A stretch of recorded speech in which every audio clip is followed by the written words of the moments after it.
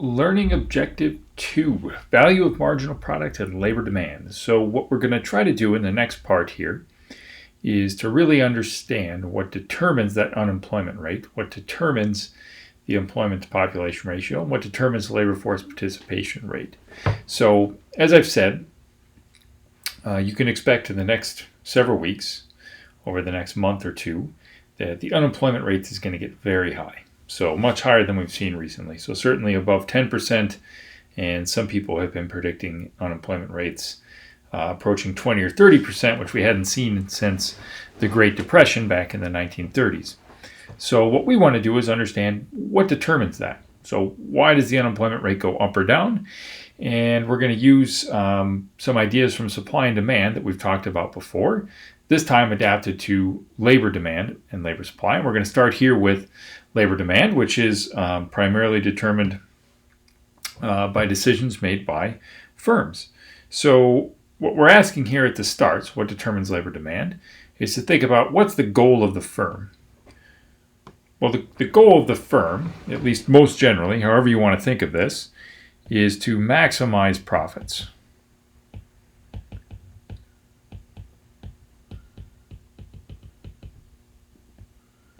So the firm is trying to earn as much revenue net of their costs as they possibly can.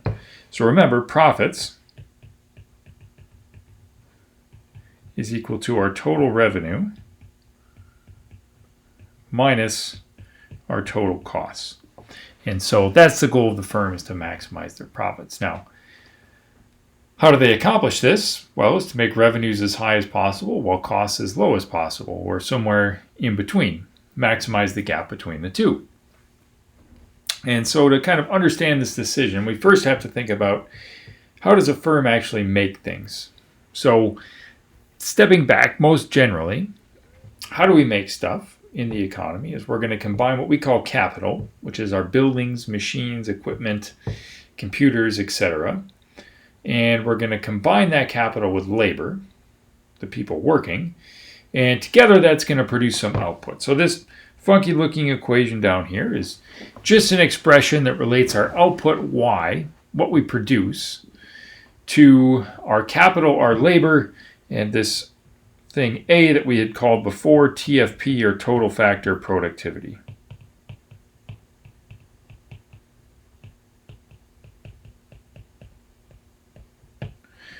So there's something of a trade-off here for the firm, as we'll see in a minute, in that as I increase my workers, L, I'm going to increase my output.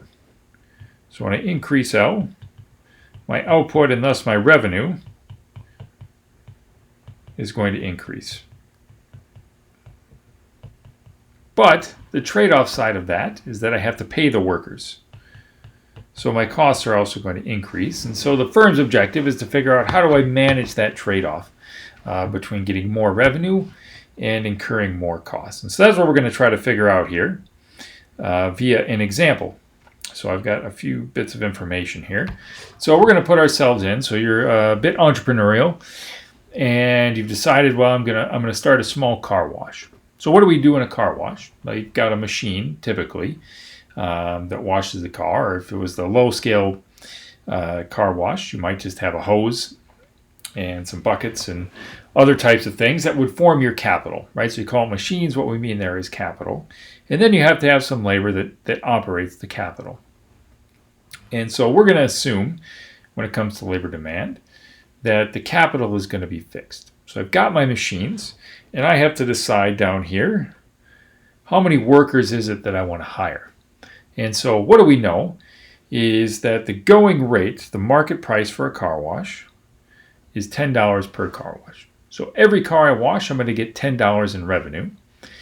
And for every worker that I hire, I have to pay them $60, let's say, per day. So if they work 8 hours, so 60 divided by 8, we get roughly $7.50, exactly $7.50 per hour that we're paying the workers in this case. So it would be $60 per worker. And so I've got to try to figure out, how many workers do I want to hire to maximize my profits, given the current market price for a car wash and the current wage for workers, which is $7.50 an hour or $60 per worker per day. And so to sort this out, we're going to do a simple example here where I'm going to calculate what we call the value of the marginal product. So that's this VMP, which we'll get to in 1 second. So the MP is the marginal product of labor.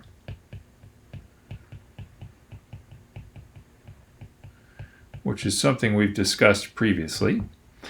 And that's simply going to be equal to the extra labor or the extra output that each extra unit of labor produces. So it's the change in output divided by the change in labor. So that's the additional output produced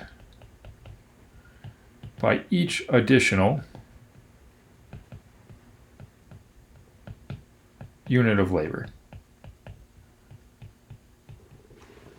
Okay, so the marginal product is pretty straightforward. We're just going to, over here, as labor goes up by 1, we want to figure out how much did output go up by.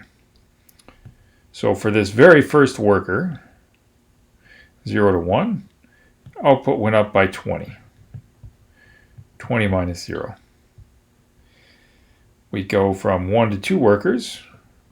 We go from 35 minus 20, or 15,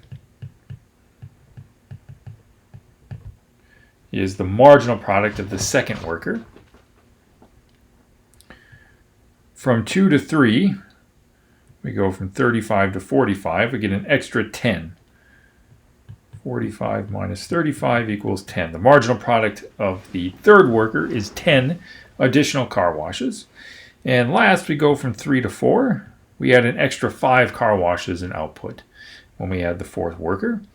And so that's 50 minus 45 is 5 for the marginal product. So these marginal products here, 20, 15, 10, and 5, describe the additional output in car washes produced by each extra unit of labor. And what we're going to do next is to figure out what value that adds to the firm's profits, which we call the value